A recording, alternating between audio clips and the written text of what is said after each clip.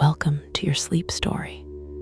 I'm so glad you're here tonight. Whatever this day was, however long it felt, however much it carried, it is behind you now, completely behind you. You made it through, and that is everything. So let's begin. Before I take you anywhere tonight, I want to count you down from 10 to 1.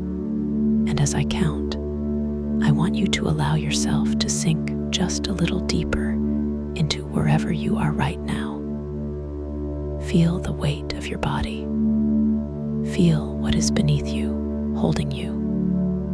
And with each number, just let go a little more. 10. Allow your eyes to close. Gently, completely. There is nothing you need to see right now. 9. Feel your shoulders and let them drop as far as they want to go. 8. A slow breath in through the nose. 7. And all the way out. 6. Your hands. Feel them opening. Whatever you've been holding today, you can put it down now. 5. Your jaw is soft. Your face is soft. 4. Your legs are heavy, warm. 3. You're drifting, not asleep yet, but moving that way. 2. The day is behind you, completely and entirely behind you. 1. And now, tonight's sleep story, the relaxation. Before we go anywhere, I want to stay here with you for a moment. Just here, just now, because this moment, this exact moment right now, where you are lying in the quiet, deserves a little attention, a little kindness. Take a breath in for me, from the very bottom of the belly. Good, and let it go. And as you breathe out, I want you to imagine that everything you were carrying today, every worry, every unfinished thought, every heavy thing is just leaving with that breath, just drifting away. You don't have to solve anything tonight. You don't have to figure anything out. You don't have to be anything other than exactly what you are right now. A person who deserves rest. A person who deserves sleep. Because you do. You really do. Whatever happened today, whatever was hard, whatever felt heavy, you made it through. You are here. And that is enough. That is more than enough. You are safe. And you are here. Bring your awareness gently to your feet now. Just notice them and allow them to soften. The toes uncurling, the arches releasing. All the small held tension of the day simply letting go. Let that softness travel upward, through the calves, through the knees, the thighs. All of it warm, all of it heavy, all of it resting now. Your lower back, your hips. Allow yourself to feel the surface beneath you taking your weight completely, fully. You don't have to hold yourself up anymore. The bed has you. The earth has you. The belly soft. The chest soft. The heart beating steadily as it always has, as it always will. Your shoulders dropping, your arms heavy and warm, your hands open and still, the neck long and loose, and your face, let the jaw go. Let the forehead smooth. Let the eyes be completely still behind their lids. There you are, from the top of your head to the tips of your toes, completely soft, completely warm, completely at rest. You've done beautifully. Now, let me take you somewhere warm and alive and fragrant, somewhere the air is thick with the breath of 10,000 plants, and the glass walls hold the whole tropical world inside them, and the night gardener is making her quiet rounds with her lantern. Come with me. The greenhouse. Imagine a greenhouse, not a small one, not the modest glass structure at the end of a suburban garden, something much larger than that. A royal greenhouse, built in the grand tradition of the great Victorian glasshouses. Its ironwork elaborate, and its glass vast, and its purpose the housing of plants from every corner of the world in conditions as close as possible to the conditions they came from. The structure itself is extraordinary. Iron and glass, the iron framework painted white, its members curved and ornamented in the Victorian manner, the ribs of it rising from the ground and meeting at the apex in a ridge of glass and ironwork that runs the full length of the building.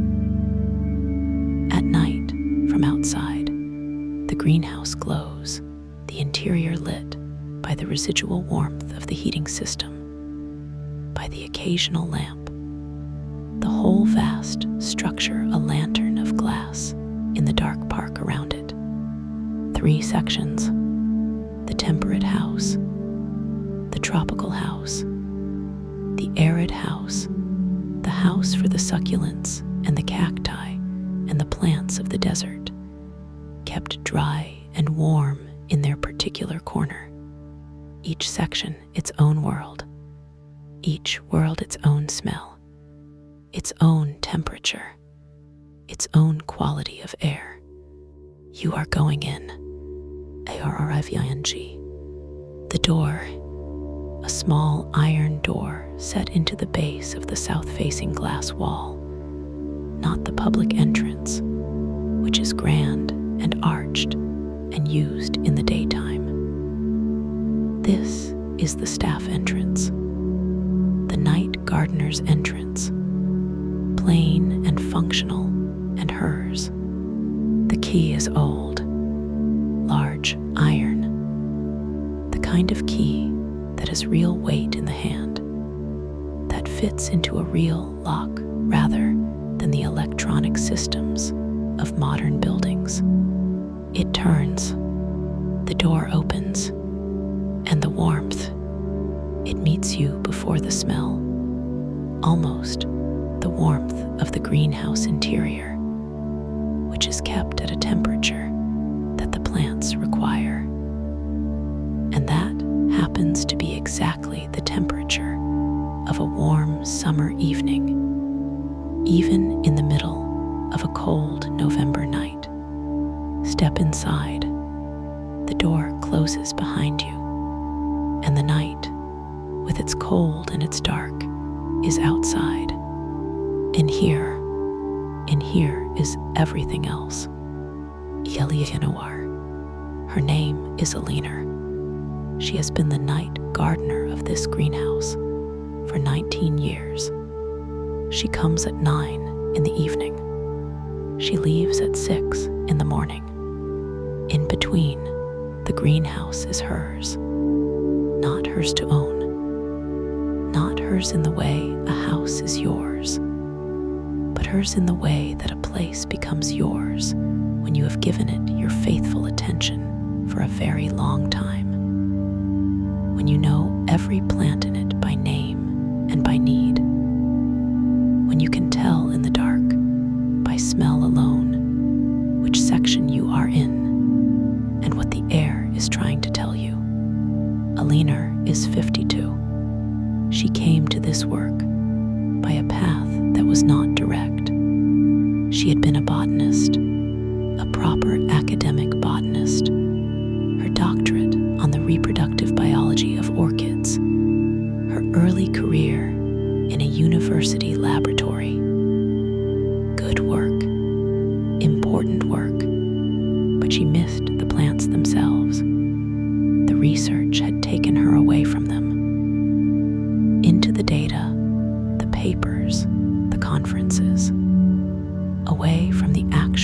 physical reality of the plant, the smell of it, the feel of the leaves, the daily changes, the particular personality of an organism that has been growing in the same place for 20 years. She left the university. She applied for this position. She has not regretted it. Not once. The temperate house.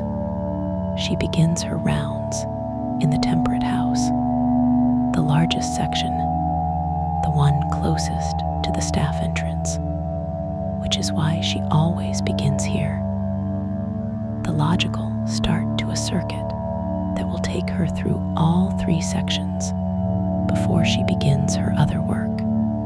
The temperate house holds the plants of the mild climates, the Mediterranean plants, the olive tree in its large terracotta pot, its leaves gray-green and leathery, its bark silver and slightly twisted in the way of old olive trees. The lavender, not in pots here, but planted in a raised bed along the south wall. The same lavender smell as Henry's field, but contained, concentrated, warm. The New Zealand plants, the tree ferns, ancient-looking, their fronds enormous, their trunks the compressed remains of decades of dead fronds, the whole structure prehistoric. You could believe you were standing in a forest that existed before mammals.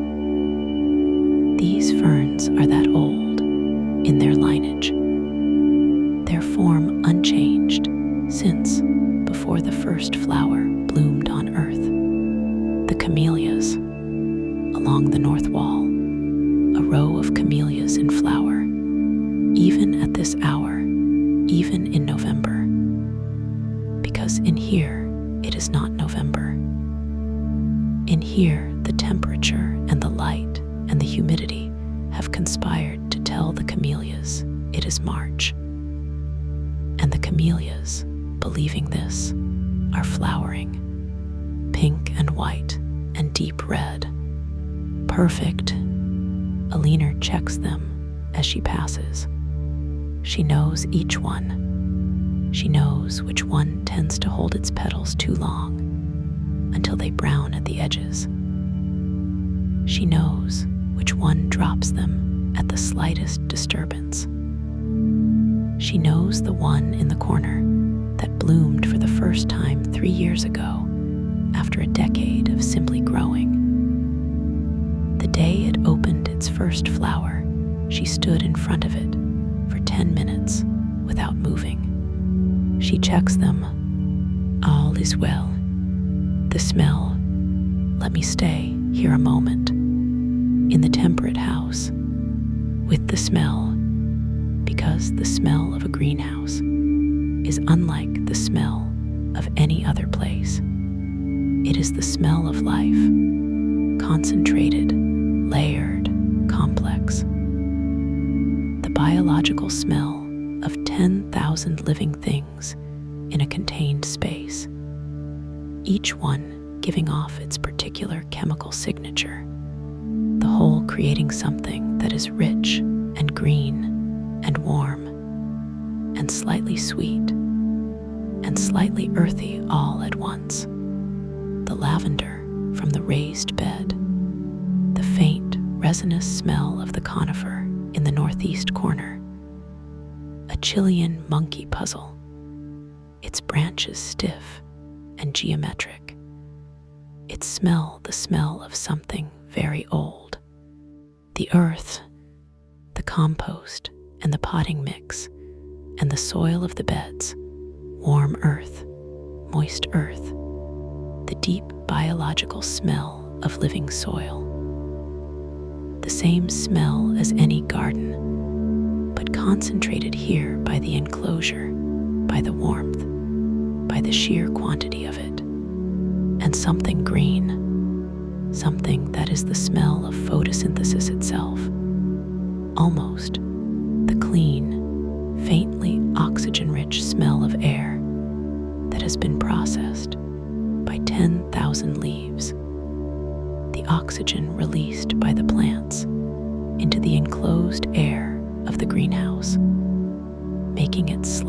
different from the air outside. Slightly richer, slightly more alive. Alina breathes it every night.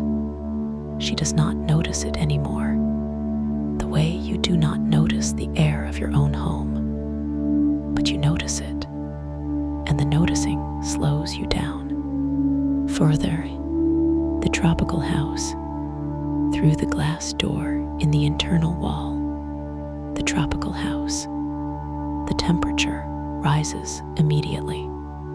Not dramatically.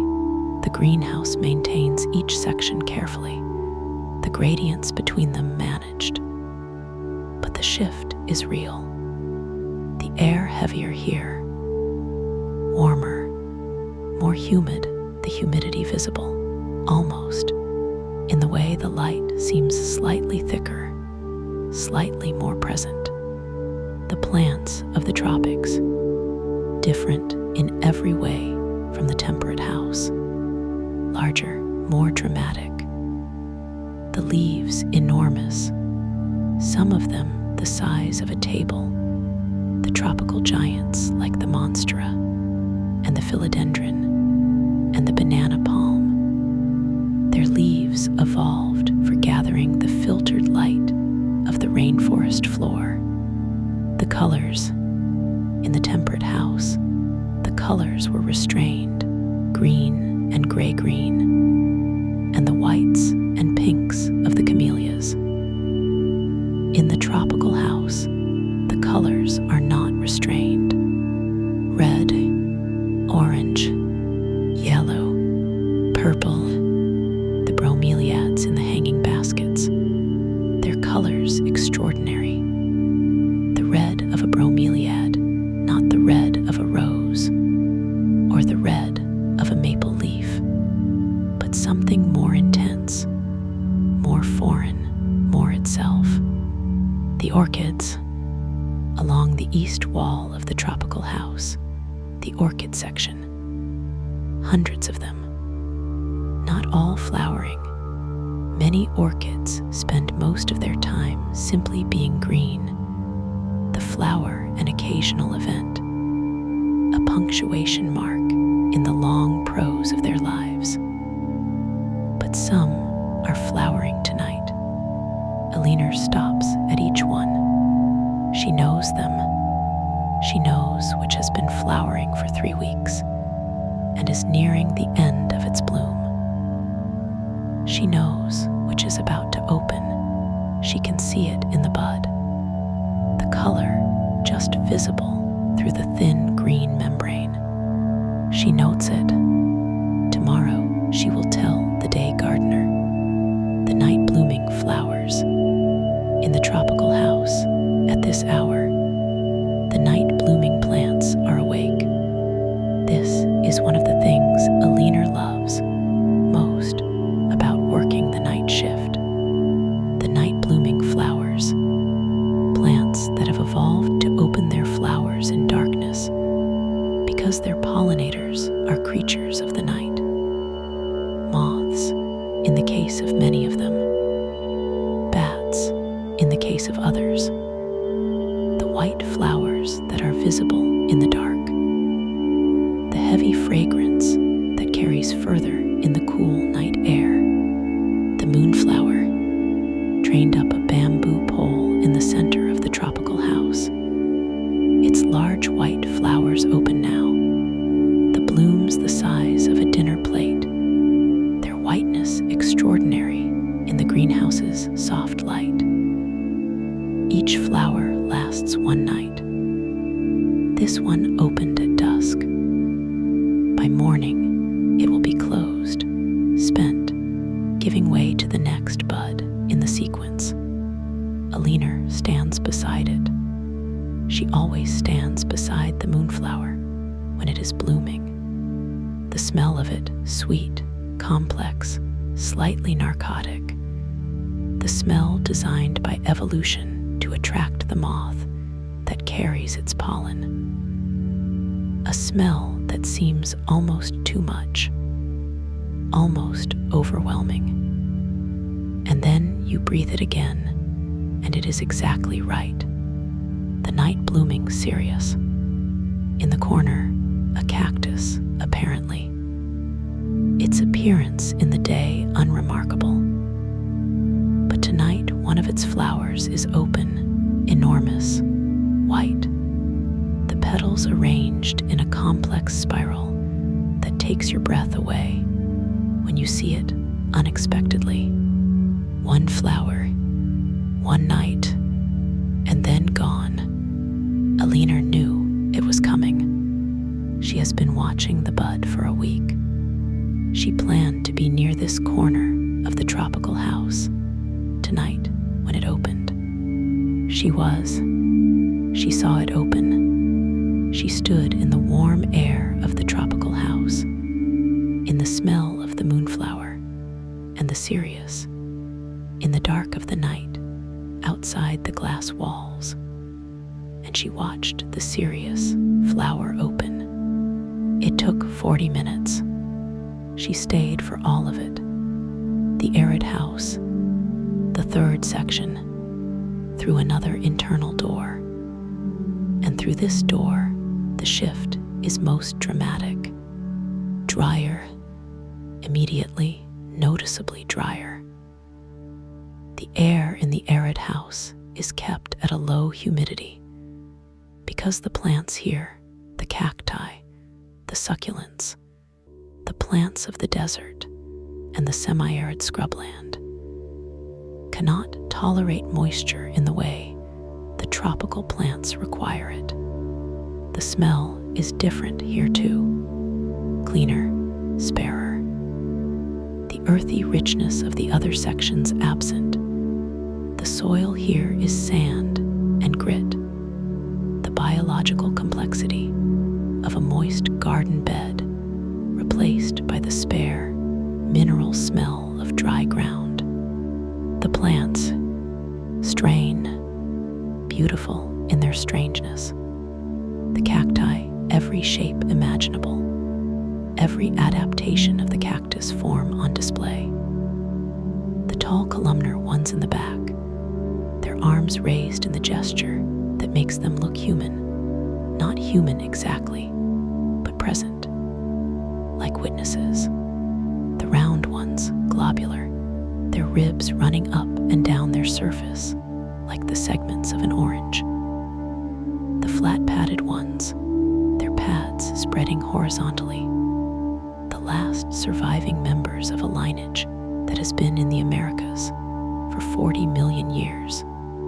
The agaves, their rosettes enormous, the sharp-tipped leaves radiating outward in a perfect spiral. The spiral so precise it is almost unnerving. Mathematics in a plant. The Fibonacci sequence made visible in leaf arrangement. Alina checks the soil in the largest pots, dry as it should be. She makes a note about one of the smaller cacti.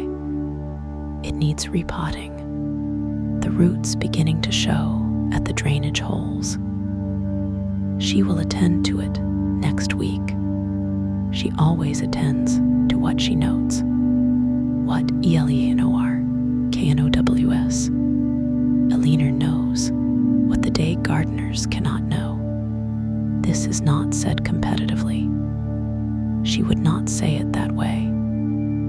She has respect for the day team, who do most of the heavy work, who manage the visitors, and the cleaning, and the propagation, and the planting. But the night shows things the day does not.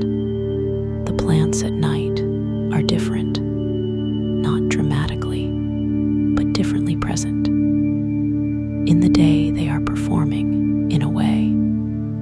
The flowers facing the light, the leaves turned to maximize their light gathering. The whole plant oriented toward the sun, toward the visitors, toward the photosynthesis that is the business of the daytime. At night, that orientation relaxes. The leaves find their natural resting angle. The flowers close, or if they are night bloomers, open, becomes most itself, not the performing daytime self, but the resting, breathing, quietly growing nighttime self. Alina sees this self every night. For 19 years, she has seen what the plants are when no one is watching them, and she finds them. She would struggle to find the word. More themselves, more real. The plants at night, in the warm, enclosed air of the greenhouse, simply being what they are. She finds this the most beautiful thing. The workbench at the back of the temperate house, Alina's workbench, long, wooden, the surface of it worn and marked in the way of a workbench that has been genuinely used. The stains of compost and water, the small cuts from the knife, the circular mark from a pot set down wet, her tools arranged with the tidiness of someone who knows exactly where everything should be and has strong feelings about it staying there. The trowels, the dibber, the labels and the label writing pen, the spray bottle for misting, the small scissors for deadheading, and her notebook, a proper notebook, hardback, its cover slightly battered. She has filled 11 of them since she started. Each night, she writes what she observed, what she noticed, what changed since the night before. A record of the greenhouse's nights that no one else keeps. She sits at the workbench. She opens the notebook. She writes the moonflower, the date, the flower count, the opening time, the condition of the bud below it that will open tomorrow, the serious, the opening she witnessed. She describes it, not in clinical language, in her own language, the language of someone who has been in this greenhouse for 19 years and has found a way of writing about plants that is neither scientific nor sentimental, but something in between. She describes the 40 minutes. She writes until the notebook holds what the night held. Then she closes it. She makes tea. The small kettle on the shelf above the workbench. Alina's kettle. She brought it here on her first week, and it has been here ever since. The only personal item at the workbench besides the notebook. She makes her tea. She carries it through the temperate house, between the tree ferns, past the olive tree, along the lavender bed, to the bench that sits at the far end of the section, placed there for visitors in the daytime, and used by Alina in the night. A wooden bench, facing the full length of the temperate house. The whole green, warm, fragrant length of it stretching away from her. She sits. She holds her mug, the warmth of it. She looks at the greenhouse. Her greenhouse, not hers to own. She has said this already. But hers in the way that matters more than ownership. 10,000 plants, each one known to her, each one in her care. She sips her tea, and the greenhouse breathes around her. The sound of the greenhouse, 18 night. Listen, the greenhouse at night has a sound, not silence. It is never silent. The heating system, the pipes that run beneath the floor of each section, carrying warm water to keep the temperature constant. These pipes make a sound, very low, a barely audible hum, more felt than heard. the sound of the system doing its constant work. And the plants. Plants make sounds. This is not imagination.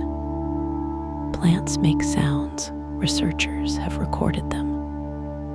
The movement of water through their stems and leaves creates sounds in the ultrasonic range.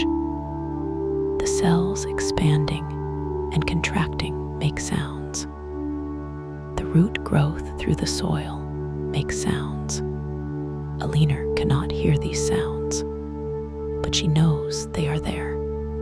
She is surrounded by 10,000 living things, making their sounds in frequencies she cannot access. The glass, the greenhouse glass at night, the temperature difference between inside and outside causes it to very slightly contract. An occasional small sound, a tick, a creak, the glass settling, the rain, if it is raining outside, as it is tonight, a light rain on the glass roof.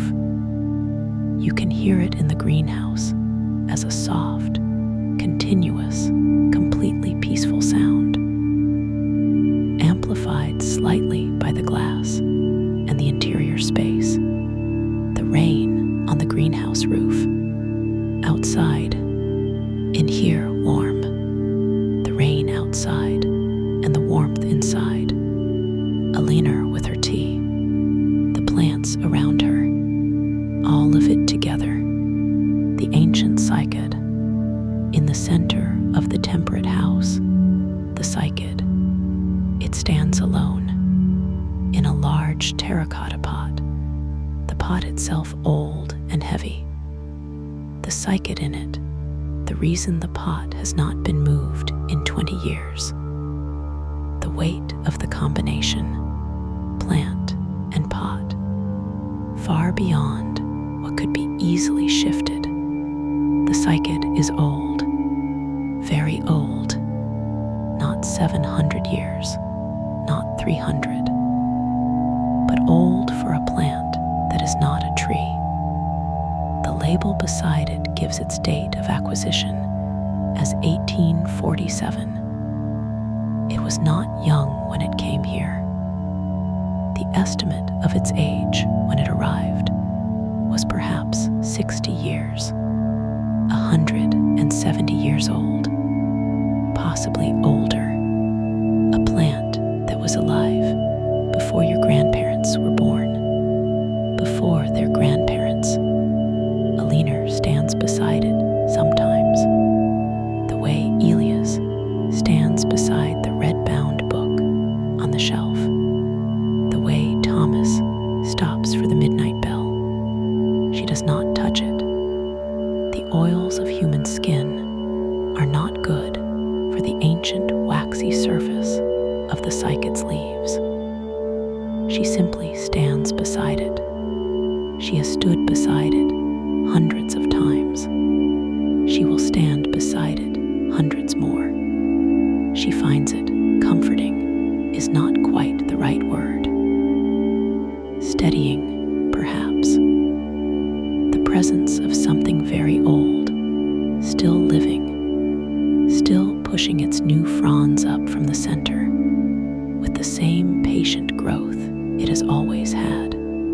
Still here, still growing, all that time, still, growing still. Alina has returned to the bench. Her tea is finished. The notebook is closed. The greenhouse is around her. All three sections, the temperate and the tropical and the arid, all of them warm, all of them breathing, all of them doing what plants do in the night, growing very slowly, without hurry, without knowing they are growing, simply doing what they were made to do. If thoughts are arriving, and they probably are, because that is what minds do, they are not staying long. They come, you notice them, They go like the moonflower opening and closing in its one night, present and then past. You don't need to hold any of them. Just let the greenhouse hold you instead. Its warmth, its smell, its 10,000 lives going quietly about their business in the warm, enclosed dark. Peace lives in here. It lives in the leaves and the soil and the glass and the warm pipes beneath the floor. It lives in Aliner's 19 years of faithful attention. Tonight it is yours too. Good night. You are doing so beautifully. The day is done. You came to the greenhouse tonight. You walked the temperate house, the tropical house, the arid house. You stood beside the moonflower and breathed its extraordinary smell. You watched in your mind, in the way you can watch things in the space between waking and sleeping. The serious flower opening its one night's flower. You sat beside Aliner on the bench. The greenhouse received you, as green places always receive people who come to them needing rest, with warmth and fragrance, and the particular, reliable, completely unhurried presence of growing things. Carry it with you on the hard days, the gray days, the days when the world feels made of concrete and noise. Remember this greenhouse. Remember the warmth when you stepped inside. Remember the moonflower. Remember Aliner with her notebook, writing down what the night held. Remember that right now, in some greenhouse somewhere, 10,000 plants are breathing, growing, without hurry, without worry, simply doing what they were made to do. You can do the same. Right now, simply rest. The bed is warm. The night is soft. Sleep now, deeply, completely. You deserve every warm, fragrant, glass enclosed, leaf breathing, moonflower scented moment of this rest. Every single one. Good night. Sleep well. The greenhouse through the night. The plants at midnight. The plants at midnight. Still, or appearing still. The processes inside them are not still. The respiration continues. The cells dividing in the growing tips. The water moving through the xylem from root to leaf. The sugars moving through the phloem from leaf to root. All of this happening in the dark, without light, without the photosynthesis that is the plant's daytime work. The plant is doing its other work, its nighttime work, growing, repairing, the damaged cells replaced, the new cells added at the tips of the roots, extending the root system by fractions of a millimeter each night. The new cells added at the growing tips of the stems, the leaves furled inside them like letters waiting to be opened. 10,000 plants, all of them doing this, all night, in the warm air of the greenhouse, without anyone watching, without needing anyone to watch.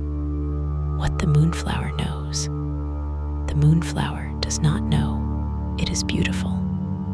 It does not know anything in the way that knowing requires a brain, but it does something that is, in its effect, very like knowing. It knows when to open. The moonflower's flowers open in response to the fatting of the light. photoreceptor in the plant detects the drop in light intensity as dusk falls and triggers the opening of the flower. A chemical signal moving through the plant's vascular system to the bud, causing the cells on the outer surface of the petals to expand faster than the cells on the inner surface, pushing the petals outward, the flower opening in response to the dark. And then, as the light returns at dawn, the same process in reverse, the inner cells expanding, the petals closing. One night, that is all the moonflower's flower has, and it is open for all of it, from the first darkness to the last, completely open, completely present, for its one night. The rain on the glass, the rain on the greenhouse roof, outside a November night, the rain falling steadily, the temperature just above freezing, the kind of night that makes you grateful for shelter. Inside, the rain audible, amplified by the glass, transformed into the soft, continuous sound of a night you are not in, but can hear. The rain, but not the cold. The sound of it, but not the wet. This is the greenhouse's gift. The outside present to the senses, but held outside. The inside kept warm and still and fragrant. The rain on the glass is one of Aline's favorite sounds. She has said this when asked, not because it is dramatic. It is not. Simply because it is the sound of the night doing what the night does, and the greenhouse doing what the greenhouse does, and both of them doing it together. The rain on the roof, the warmth within, the plants growing, Aline with her notebook, all of it in the same space, all of it right, the orchid that is about to flower. Aline made a note about it tonight. In the notebook, an orchid in the east wall of the tropical house, a paphioptilum, one of the slipper orchids, its common name coming from the pouch shape of the lower petal that evolved to trap, and then release its insect pollinators. This plant has been in the greenhouse for 12 years. It has flowered 3 times in those 12 years. It is about to flower for the 4th time. Aline can see it in the bud, the shape of the emerging flower spike, the first visible structure of what will become the bloom. It will take another 2 weeks, perhaps 3. She has been watching it for a month. She will be here when it opens. She will write it in the notebook. She always writes the orchids in the notebook, their flowering dates, the condition of the bloom, the duration of it. A record going back 19 years, the orchid histories of this greenhouse in Aline's careful handwriting. The orchid does not know it is being watched. It does not know Aline. It is simply doing what it does, growing toward its flowering with the same patient, organic, completely reliable progress that it has always made, in its own time, at its own pace, not to be hurried, not to be rushed. What plants know about time? Plants have no concept of time, and yet they are perfectly in time. The moonflower opens at dusk and closes at dawn, and does this with a precision that a clock would envy. The orchid flowers at intervals of years, 4 years between this flowering and the last, and the interval is not random. The plant is responding to conditions, to the accumulation of energy, to the readiness of the structures inside it. The cycad pushes its new fronds in spring. Every spring, without being told, the camellia flowers in late winter, or rather, in what winter it is being told it is, by the controlled environment of the greenhouse. All of them in their time, all of them responsive to signals a leaner can partly understand and partly cannot.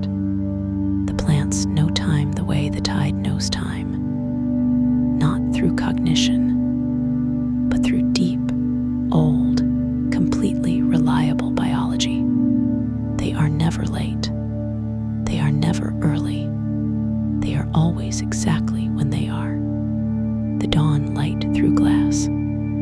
6 in the morning. A leaner is at the workbench, making her final notes. The last entry in tonight's notebook, a summary, the way she always ends. The condition of the greenhouse. Any concerns, any joys. She writes, serious. Opened fully at 11:47 p.m. 40 minutes to full bloom. As beautiful as the last time. More so. She closes the notebook. She puts on her coat. The temperature outside will be close to freezing. She washes her hands at the sink. And then she pauses. Because the light, the very first light of a November dawn, is finding its way through the east-facing glass of the temperate house. Not sunlight. The sun is not yet up. But the pre-dawn light, gray and pale and cool, entering through the glass and falling on the plants. The plants in the first light. The olive tree, its leaves silver gray. The camellias, their flowers catching the pale light.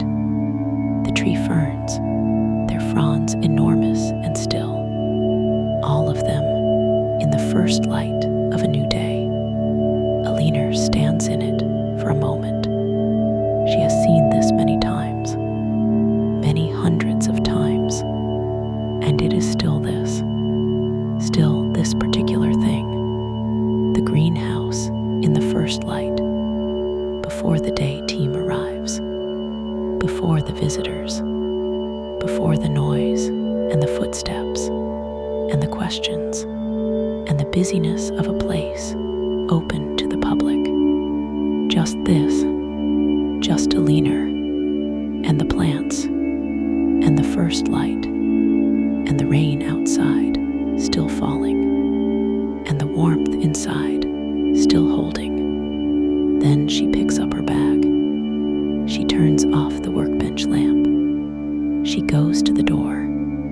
She lets herself out. The cold of the morning meets her.